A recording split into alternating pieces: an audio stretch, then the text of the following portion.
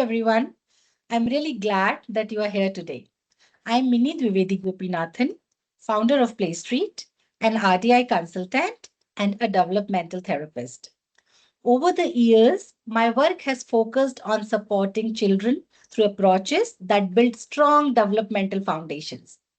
I have developed programs such as Play Talk, which is a comprehensive AEC solution, a dyspraxia focused program called Dyspraxia Program, and a rhythm based music and movement program called Upbeat, which supports sensory motor development.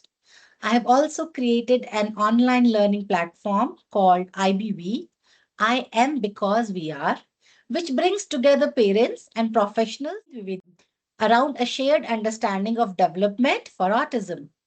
Every year in April, in Autism Awareness and Acceptance Month, we bring together the Autism Hour Summit as a space for deeper conversations and learning. And this year, I'm really happy to introduce an approach that has been evolving through my work over time, the Regulation First Framework. In this session today, I don't want to teach you something in the traditional way. Instead, I want you to experience what this work looks like in real life because behind every strategy, every therapy, and every approach, there is a parent trying to understand their child. Today, I'm joined by parents I have had the privilege of working with. I'm welcoming Krishnakant and Deepika. Welcome, Krishnakant and Deepika. Thank you, Minnie, and thank you for inviting us to My share our pleasure. experiences. And Yes. hi to the viewers. And on the starting note, I would like to say that we are in the journey. We are just going to share our experiences. Um, we will make mistakes. We have made mistakes, and I think we are learning from the mistakes. And you are helping us there, Minnie. So thank you very much for that. So yeah. Yeah, same goes with me. It's like everything is coming together for us now, and yeah, thanks to you. It's pleasure to have you here, Deepika and Krishnakant. So their daughter is 4 years old, and their journey, like many of yours, has included exploring different approaches like RDI, sensory integration, and much more. But what makes this conversation special is not what they did, it's what they began to understand about their child along the way. And through their experience, you will begin to see what I mean when I say regulation is the foundation for everything. So here we begin. So, Krishnakant and Deepika, I would love to start by going back a little. Can you take us back to when your daughter was around 2.5 years old? What were your biggest concerns at that time? Yeah, sure. I mean, to start with, I would like to tell that we have twin daughters. So we have really a good reference. And sometime we can say it's a good reference. Sometimes we can say it is always a pressure on us and also on our autistic child because we are just keeping comparison window on all the time. So if I start explaining a little bit what we were going through, what our child was when she was 2 to 3 years old, the first thing that comes to my mind is her unpredictable behavior. We were really not sure what she would do in a particular instance of time. For example, when we go outside of the house, and the moment we are outside, she would just leave her hand and run in any random direction. And that was really, really difficult for us because it could be really dangerous and it puts us under a lot of pressure for her safety.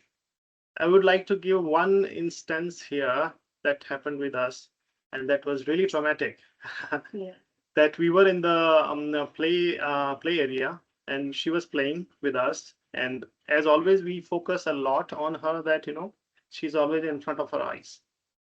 She was on the swing. She was swinging, and then my wife and I started talking just for a few seconds.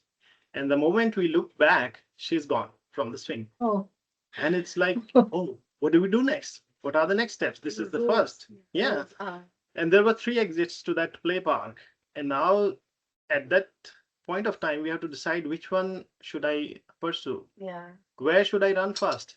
So I thought, okay, maybe I take the one which is closer to the road, and that was also the most probable direction she would go. And I ran straight away there. And we also had our other daughter with us. She was also small that time. We cannot leave her. So Deepika, my wife, she cannot run in other direction, but she has to be there, right? And so I just went ahead, ran, and found her on the street. She was running on the street. We were lucky that we found her that day. Yes, I mean, Otherwise, yeah, that was like a sigh of relief that, oh, we got her back. yeah, But after that, we were under a constant pressure all the time whenever we were going outside that we have to keep yeah. on monitoring her. And it was never enjoyable for us. And that might have transformed that feeling into her also, that, it's not an enjoyable time when we go out because we have to keep a constant watch on her. So that was one of the instances. Maybe Deepika will tell Yeah. further. So for me, Arna, like by the time she was 2.5 year old, then she was diagnosed with not exactly that we got the diagnosis, but yeah, the doctors told us, yeah, she has like a delay in her development. So at that time, we were like very much, we have so many thoughts, but then we have started seeing her like interaction, like it's going off. Previously she was interacting with us with her eye contact and everything, and then after that she has stopped making those eye contact and that interaction when we are taking her to some play groups. And I just go and go there to pick her up. At that time she doesn't respond to her name. She was not interested, like whether she wants to come with me or not. I sometimes I get confused that whether she actually know that I'm her mom or not. So that type of feeling I had at that time. But yeah, at that time she doesn't communicate. She needs so much means help in everyday routines and everything, and it's difficult for us to understand that why she is doing such things, and why is she jumping, or why is she just roaming around, going around in the house, and so many other things like toilet training, because I was trying that with her since she was 2.5, 3 years, and my another daughter was potty trained by that time, and I thought, okay, maybe I can help her in that area. But she was not understanding that. Maybe that was like too much for her. At that time, we were not able to understand what is going on. So, yeah, most of the time she was like jumping around, and we don't understand that. I think, yeah, those Yeah. are the basic challenges. So, what you have shared is something so many parents experience. But often we don't have words for these challenges. And in those early years, it's not just one thing, it's many small things, everyday moments that start to feel overwhelming. So, with that, I would like to go into the second question. What were some everyday challenges you were seeing? Things that felt confusing or hard to understand as a parent? Her unpredictable behavior, I can say. Mm-hmm. Her unpredictable behavior when we are going outside, and we cannot predict if we'll leave her for 1 minute, even in that play area, she will run randomly to some other side. So we cannot trust her at that time, like what she will do next. And the way she was responding, I think she has stopped responding to her name at that time, and she doesn't make eye contact. That was really confusing for us and challenging, that why is she now changing her things. And then when she is in the house, even if she is happy or not happy, she's jumping around all over the place. And sometimes she laughs, but we don't actually think that she's happy. We can feel it that she's not happy, but she's laughing. That is very strange for us to understand why she's laughing. Then is she having some problem? Is she's not understanding? So those challenges we are facing every day. Eating issues are there, and maybe it will continue to resolve later in life, but yeah, at that time also, like those food issues, like how she avoids some things, and how I have to put so much effort in that. So those were daily challenges. Yeah. And other than that, I would also add that, if she is not able to tell that she's hungry or she's having a pain, Yeah, So that was the situation we were in. So Right. there was no communication. I mean, I'm not saying communication means verbal communication, Hmm. but any kind of signaling that she's feeling something bad, Hmm. and she can somehow communicate it to her. She's hungry or Yeah. no, nothing like that. So at that point, it's natural to start searching for solutions. That's right. So I'm sure you would have explored different approaches and then you chose RDI and sensory integration. So what made you choose Yeah. an approach like RDI and what were you hoping that would change? Yeah. Right. So frankly speaking, I didn't even know about RDA at all that time. We were actually off from these things, and I was thinking, okay, Internet. Yeah. let the system take its own course, kind of.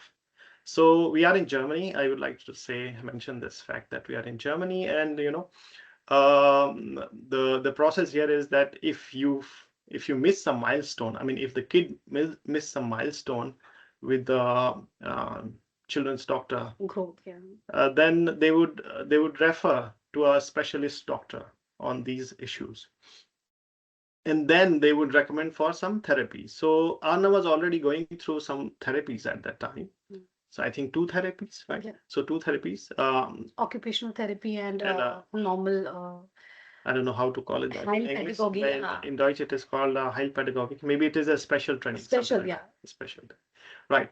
So, but the thing is, the frequency of those therapies was very slow. It's like one therapy per week, Mm. and it was going on for some time. And we were thinking, okay, is that really going to help in long time? I mean, if it would help, but then the thing is, we are really low on human resources in Germany, so there are not enough people to provide the therapies to the kids.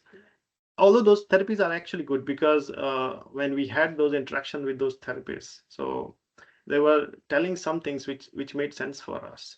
But the problem was we were not part of those therapies, so we don't know how to really support our child after that therapy is done, right? That therapy is only once, and it's like 45 minutes per week, but rest of the week she's with us. What do we do? So we were really not sure. And then we thought, okay, we should be talking to some people who are also facing those challenges.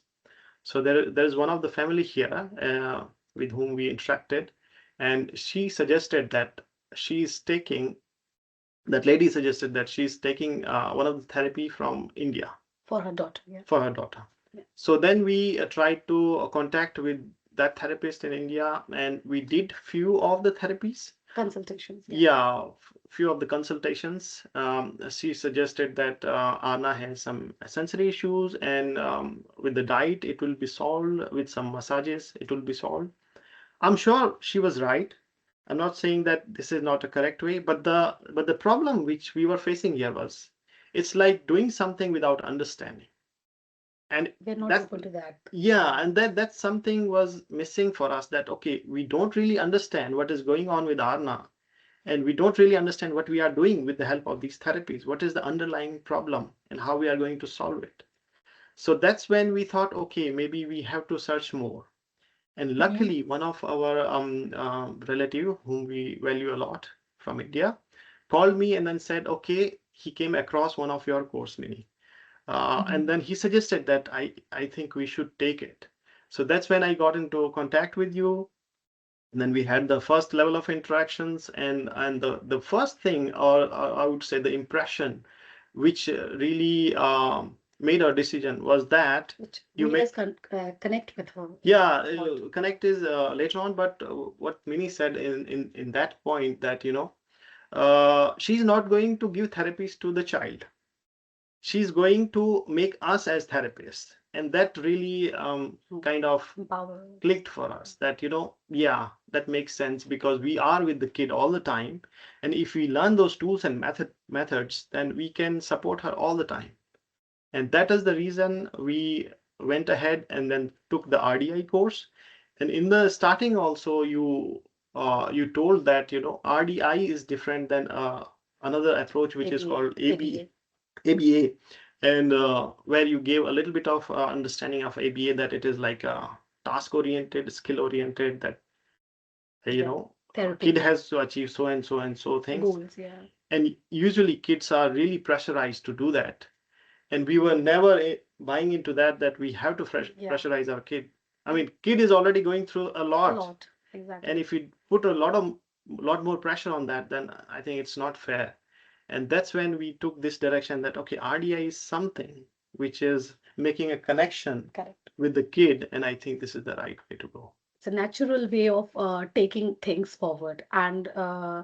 it's like we always heard about it that early intervention is always, good, and we are not getting anything. Like what we can do for our kid for that early intervention, only the therapists are doing for 45 minutes. So learning through someone who is like trained in that, and then getting that idea is always good, and that's why that clicked to us that okay, we can take in the starting everyone have their skeptic means are skeptic Yeah, about thing, skepticism. Yeah. but later on with the path, like when all the things get clear, and then it's always good. Yeah. As you told that while some things may help, and sometimes there's still a feeling that something deeper is missing. That's So right. it happens when we do not know what is happening with my child. Yeah. So, what changes did you notice with those approaches? And were there still things that didn't fully make sense or improve? Yeah, sure. So, I mean, first of all, in the starting, I mentioned that we are in the journey. We are not Mhm. someone who has done it and we are doing it to, The first time. tell that, okay, we have championed it and, this is how you have to do. We are just sharing our experiences. So that means we are somewhere there, but not completely, right? Still in the process. Still in the process. So if I talk first about the other therapy which we were taking, I think I already explained that it did not make sense to us, that we are doing something without understanding. Then we took the RDA. And the first lesson, I think, was hangout. And that was something which really brought joy to us. So Absolutely. when you mentioned that, the hangout is something you just enjoy with the kid. And we did that after first session. It was the first time after so long that we actually enjoyed few moments with our child With no pressure. without any pressure, without thinking what is the result of this, without thinking that this is the time when we have to make her do something and get something out of her. Expect something. Yeah, without any expectation, we were just enjoying with her. We just enjoy that part of our activity. For example, we did like this balloon bouncing. We did Bubbles. bubbles. And So, and those were the times when we were yeah, actually enjoying her smile. We were actually without thinking that, oh, she should give us a eye contact. So that was one of the key moment for us when we started. I just want to add one more thing in this. Like, we think about so many big things when we, even if we want to hang out, we think, okay, we have to plan something. But a small thing, like a small routine, which you add to your, day-to-day life, like drinking juice together, helped us a lot. Like me, Ira, and Anna, when we had started every day, like usually I used to give them juice and I start making other things and always busy with the next step.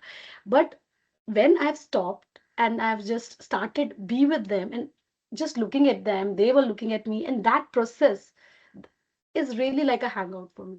And that really, I think, build a bond between us. That I can say that's a base, like a very strong thing in the beginning. Yeah, I mean, before we took this RDA program, so we were doing like normal parents would do, right? I mean, and again, as I mentioned in the starting, we have twin daughters, so we always had a point of reference. She was achieving her milestones, the other daughter, and Anna was not achieving those milestones. So what do? We just say that, okay, we engage more with her.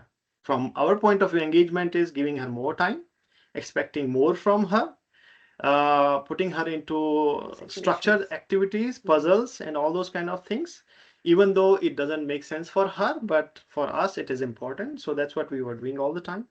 But when we took your course, and then the moment which the moment when we understood that it's the connection which is the foundation for everything. First, you have to make a connection, With the and with the child. hangout sessions, we made that connection. She was then allowing us to come near to her, to be part of her world. She was also coming And like then in the same room. yes, and then she was sharing her space with her, with us, and so that made quite a lot of changes in our approach. We were able to understand her. And for example, jumping, right? So jumping, running. So before we were thinking, why she does that? She should not do that. We were Yeah, she stopping should her. not. Anna, don't do that. Don't keep on jumping. Don't keep on running. Later, we realized it is a part of regulation. She is trying to regulate herself, and we were robbing her of her regulation. It was like her food, and we were robbing her of her food. Yeah. So this kind of understanding when we got with this Help. program, that completely changed our Perspective. perspective Hmm. of how the autism works, how the autistic kid behaves, and Why why they they behave so? behave that way, Hmm. right? And when it's like, again, it's like this complete program, I thought, was process oriented, not the goal oriented.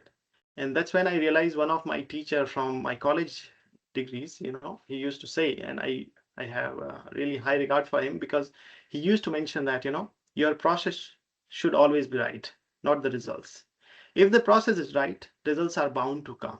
If the process is wrong, maybe you will get the results, but those results will not be, Stay for longer. stable for long, and they might not be repeatable. So that kind of change of our understanding help us a lot, I think. Yeah. The gap between the connect which you are describing, Yeah, that you want to engage with the child, but the child does not want that engagement back, that's right. is actually where many parents feel stuck. Yeah, A lot of parents, they come and tell me that my child does not want to engage. yeah, and Right? yeah, Mm. I would like to add further, because I till now I have mentioned that what positives we got, but your question also had that if there are any gaps, and I think we should also highlight that, right? So in the starting, we had like the goals for ourselves or for our child, that if we go through this program, what would happen. So I would say till now we have achieved like 1 out of 3 goals, the big goals, but that was really a base for everything, I think. She was not able to tell about her pain and hunger. She was not able to connect with us. She was not able to go to toilet herself. She was not really independent in those areas.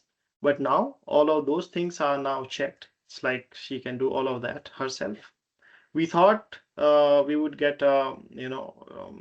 we would get her speech by this time, but that's not yet that. But I think we are on the right path. We are in the process. Yeah, it is just to highlight that what are the gaps. So these are the gaps, right? And the last thing which we thought was, her interaction with the family and friends would be more, but that is still missing. Like when we have video calls with the family, then she doesn't really connect But much. I want to add one thing, that maybe the physical contact has increased. Like Yeah, she I is agree. interacting more in her kindergarten with the like she is following the instructions more. Previously, she was not even noticing them, just ignoring everything.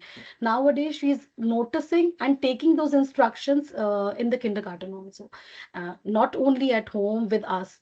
It's just like she's building that confidence in the small niche which she have, and she's like getting that confidence from everyone. Okay, like everyone is trusting her and taking care of her needs also, respecting her needs. So I think that gives her confidence, that okay, she can also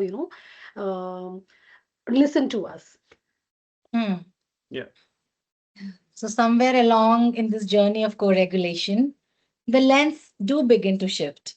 yes, Yeah, you did mention that speech has not come, but you also mentioned that the engagement, interaction, and the communication is increasing. So that's right. that's work in progress, Yeah. Yes, right? So, yes. so now let's jump into the next question. Mhm. Can you tell us about when things started to shift from looking at behavior to Mhm. understanding regulation?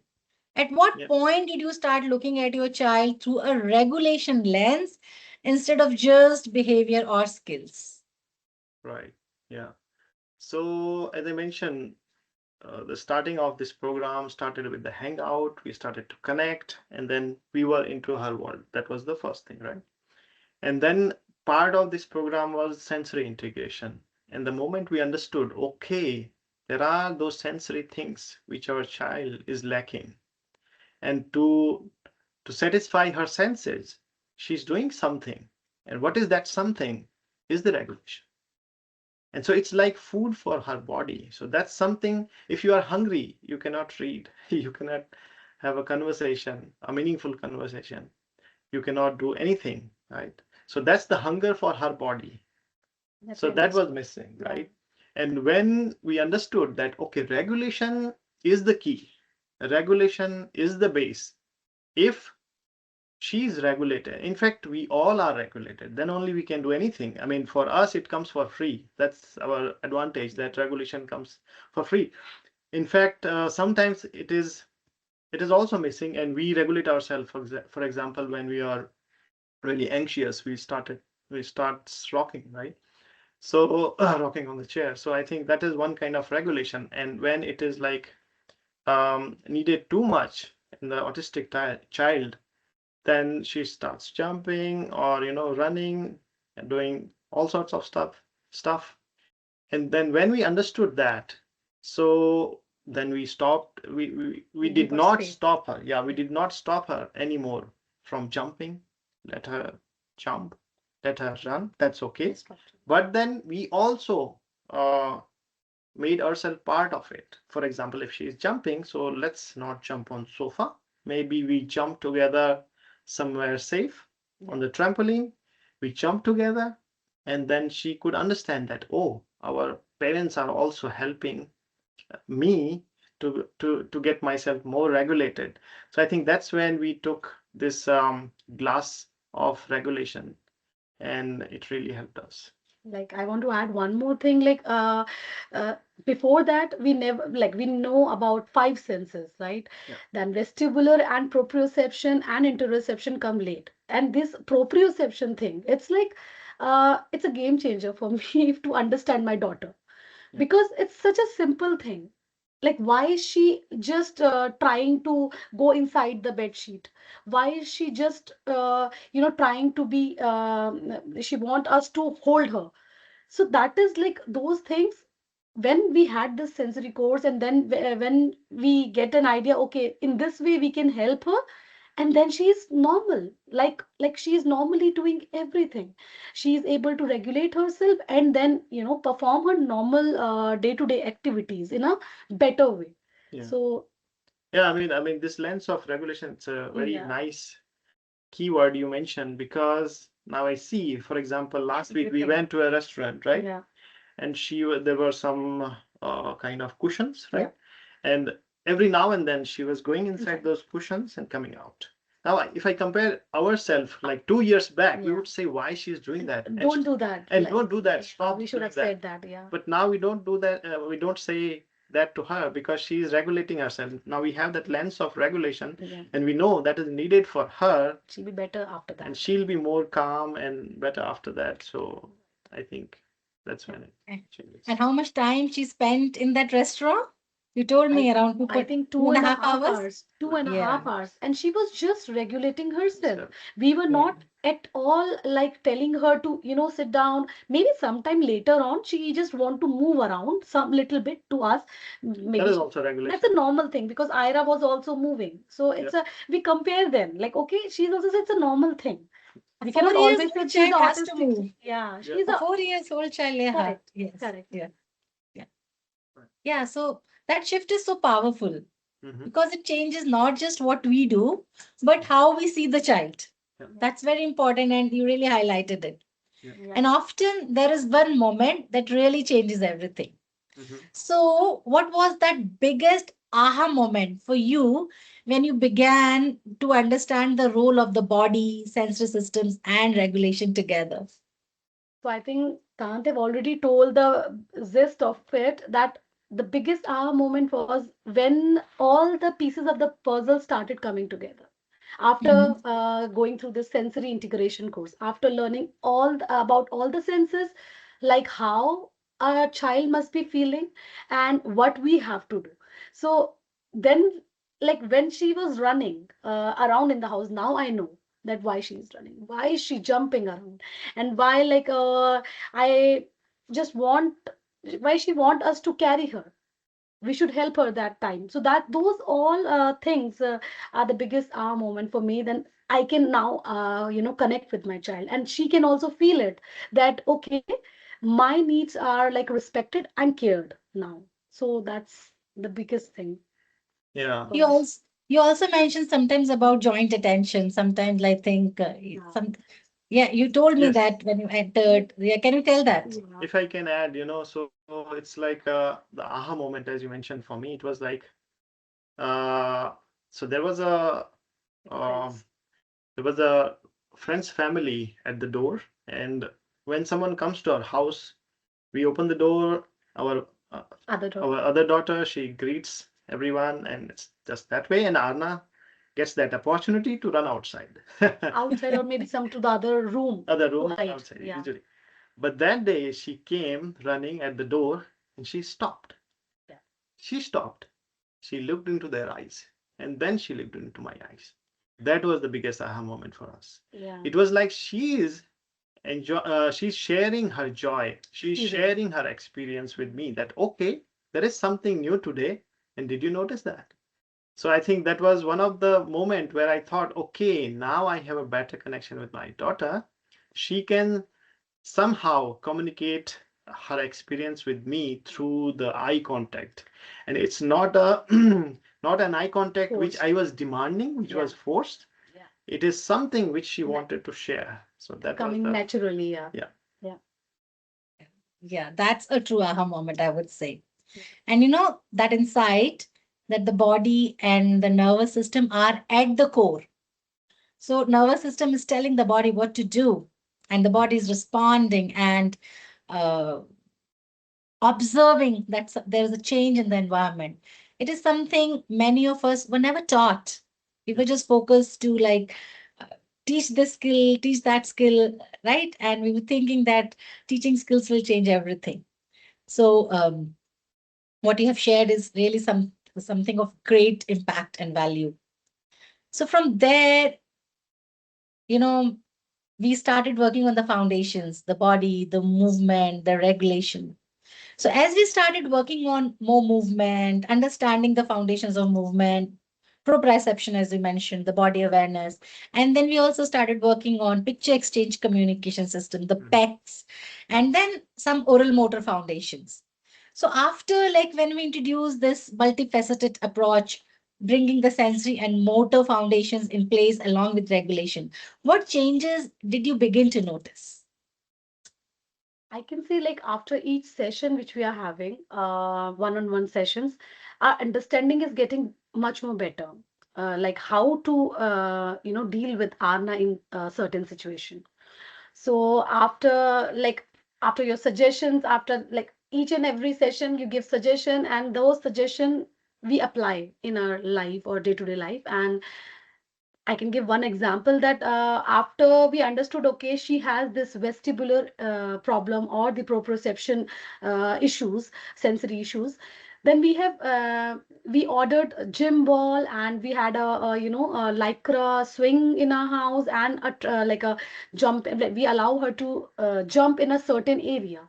So now she knows like how she can regulate herself, and now she knows how she'll be more aware about her body. So those things, like those body awareness, I can say that she got from the way we are providing her things, maybe because now she knows, okay, maybe not jumping anywhere will help her, means it's only a good idea. Maybe she can, in a structured way, she can do that, and then she's more regulated, then she can carry on with her work.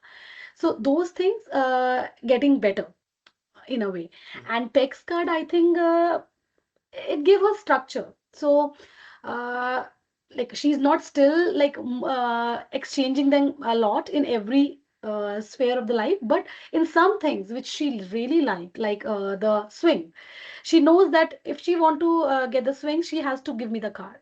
So those things she has started. So that understanding and the zest of it, like, okay, exchanging this thing will give her something. So that that idea also she's getting. And she's like more predictable now, I can say. That is changing, like after changing this approach, after the sensory integration course, things are getting better for us in a way that she's predictable. Now even we can reason with her in many things. So we can say, okay, Anna, first you will do this and then you will get this. Last year, we would not even, we don't even think about it, that we can reason with her. Nowadays, like after, changing our approach, we are to this point that, okay, now we can reason with her a lot of time. Like, I cannot say every time because that I cannot even do with my other daughters. So, but yeah, with her, I can reason now. Yeah. They're just four. I mean, four, they're too Yeah. young to even understand reason at this point of time. Yeah. So, yeah.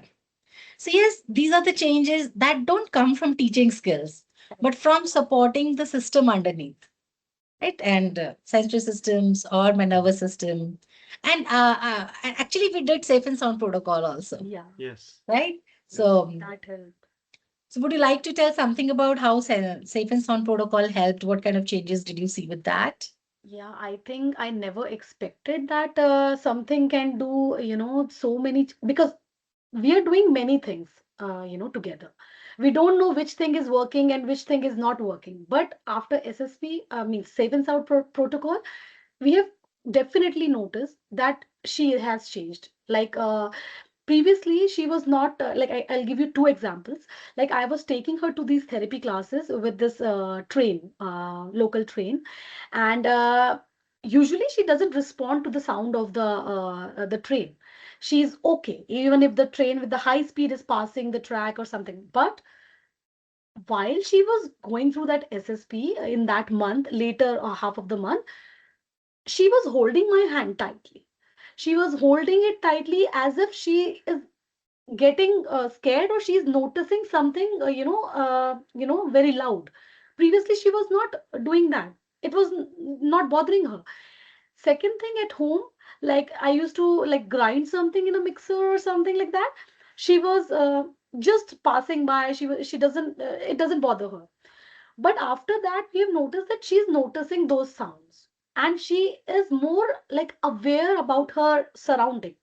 That's we have noticed, like in so many respect, like when we are calling her back, so means calling her, then she is looking back, and those things have come after that, like more what do you say, dominantly.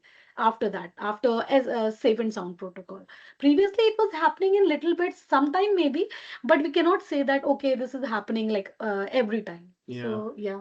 In one sentence, if I say, then I thought she was ignorant of all these Not changes around aware. Yeah. herself. Hmm. And now she's more aware. So that's one thing. And I think I would also like to add the rough, what do we call it? Rough and Rough and tumble tumble play, play. right? Yeah. Yes. So that also helped me to connect with her a lot. And in that, when we introduced lots of different activities, for example, I was asking her to, so she's liking that, I'm giving her a 180-degree flip. Flips So to get that, I say, okay, if you can crawl in the in the tunnel. tunnel, then I would do that. So it was helping to improve her core. I was telling her to, okay, you have to wait at the window for 10 counts and then come to me. And she is constantly looking into my eyes. Yeah. And with all this, happy feeling of that, after 10 counts, I'm going to get something really enjoyable. Yeah. So with that kind of, what do you Giving us say? opportunities. Yeah. Yeah, and so so that also helped to build a lot of connection and interaction. She is giving a lot of eye contact. I was telling her to, give me those dumbbells, 2 to 3 kg dumbbells. I thought it is helping her with the core and, the proprioception. She would not do that if I say just do it. But if since I'm involving her into this rough and tumble play, then she's doing all of it. And I think it is Hmm. helping her in different domains of her body. Right, right. True. Yeah. So, yes, so with all this, definitely body starts to feel more organized. Yeah. right? So, did you notice any changes in her communication, participation, or emotional responses once her body became more organized? Yeah, I think I can take this question. Like, because after SSP and after going through this, when we are providing her means of regulation, sensory regulation, she is more regulated. And after that, we have seen that she's making more eye contact. She's like sharing her experiences, maybe non-verbal, but I think without speech, but it is coming to us. Like it is coming through, like without words, she's able to communicate that she's happy, like the incident that Kant has shared just now, that when our friends came, she looked at them and then looked into our eyes, and such incidences were like now multiplying like many times in many situations. And because of that, that is giving us more chances of like building a, we can say that we have built a good relationship with her, and she is trusting more, trusting us more. Yeah. And because I think speech, maybe it will come late, but those these things are coming now, and which is giving us more motivation to help her. And I think before the course, she was not understanding and accepting I can say the situations which like a new situation. And now when we are like telling her like beforehand, because you told us like to give a social story, like telling her a Yeah. social story, and that social story is like helping us a lot in many Mhm. situations. Because previously we thought, okay, she doesn't mind if we doesn't tell her like where we are going or who is coming, and suddenly it's a shock for her, and she is not like ready for that situation or the moment. Now when we are telling everything in advance and preparing her for that She's ready situation, for it. and she's ready for it. That, like the same incidents for the restaurant, previously when we are going to the restaurant, she was not ready to sit there and she just want to move around. That day I have since morning I've started telling her every time, like after, like in the morning, then in the lunch, that okay, we are going for this and with them, and she was okay. And that really motivates us that okay, everything is achievable in a way when we do it in a correct way and with patience, I think I can say. And means I can say that means dysregulated, like she is like we have to regulate ourselves first before we want to regulate her. Because if we are dysregulated, then we will be in a very We what do you will say, pass that on to that her, yeah, and and she will definitely get she will dysregulated. get that. And I have felt this thing, that whenever I am in stress and I'm trying to soothe her, she She can doesn't. easily feel it that mama is not right, and she cannot help me, and she again became more aggravated. So the best thing is like communication wise, that we have learned Yeah. that you have to regulate yourself first before regulating your kid. Yeah. And some concrete, incidences are like, when you, when we go to the kitchen and she wants something, she would just pass on this card to us. Mm. Although it is not very clear that what she wants, sometimes because it's a mix and match of cards, but then she passed that information to us that okay, She she needs wants me. something, and then we can show that, do you need this or that and that, and then she would pick something from there. If she want to go to toilet, then she would go to the toilet and wait for us to come. When we are there, then she looks into our eyes and then pass a smile that okay, she managed to do it herself. So that kind of what do you say, non-verbal and really underlying communication signals are there with her. So yeah. So, what you're describing is exactly what we mean by development being interconnected, right? And you described predictability, how predictability brings safety to nervous system. And then, yes, certain gaps for which, of course, the discrimination has to improve. A lot of other areas of cognitive development also has to happen. So, if you look at your daily life now, so what does your daily life look like now compared to before? What feels easier for her and for you as a parent? I think we got a better understanding like why she is behaving in a certain way. Last year we were not able to like make it, like, it doesn't make any sense when why she's cranky without any reason, why she does so. But now we can guess it out, like maybe she hasn't ate well, or maybe she hasn't slept well, because of that she's not regulated, or maybe she wants some regulation, she's stressed. If she's mouthing, why is she mouthing? Maybe she's stressed, that's why she's mouthing. It's just not for any other reason. It's not like she wants to eat it. So we try to help her in that area. So those challenges have now like reduced for us. And I think she's more independent in her daily routines. That is like the biggest advantage for us. Like if we have shown trust in her, Yeah. that okay, we are nowadays we are stepping a bit back. Like previously we are helping her everywhere. Now we got to this point that okay, from through this course, and with our understanding, like okay, sometime we have to take a step back to allow them to explore their routines, and to explore what they actually want, and then they will definitely perform. And that's what we have achieved in the toilet training thing. Like previously I was always taking her after 1 hour or 2 hour, and I've seen that okay, she is started using the toilet, but still I have to take her. So one day I've decided, okay, now I will leave her. Maybe some accidents will happen, and it was already happening. Like she is like wetting her pants sometime, but maybe then we can take a chance. And since that day she has taken that responsibility, like okay, now this is my task. And she have noticed that, and I have also noticed this thing, that she noticed that mama is giving me a chance to take over. And now she is like, she has taken over, I think, because now since like 1 month or 1.5 month, I'm not telling her to go. I just ask her. I like respect her choices.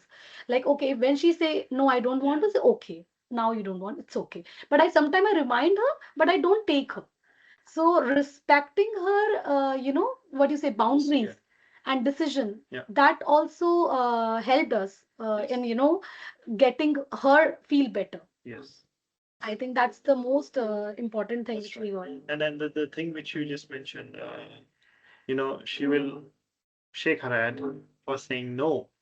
And that's when we can actually communicate with her. So that is also one of the answer to your previous question, that how the communication improved. It's like earlier we asked something. First of all, she doesn't look into our eyes, Wait. and she will not answer. And it was our fault also that we did not wait for any answer. We know that we already assumed that she would not answer. We were just doing a check in the box by asking her.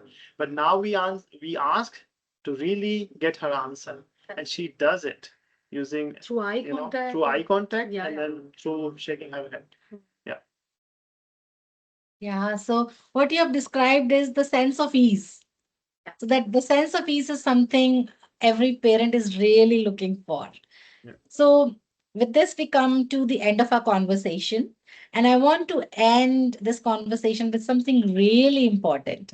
If you could tell another parent who is feeling confused or overwhelmed right now, what would you want them to understand?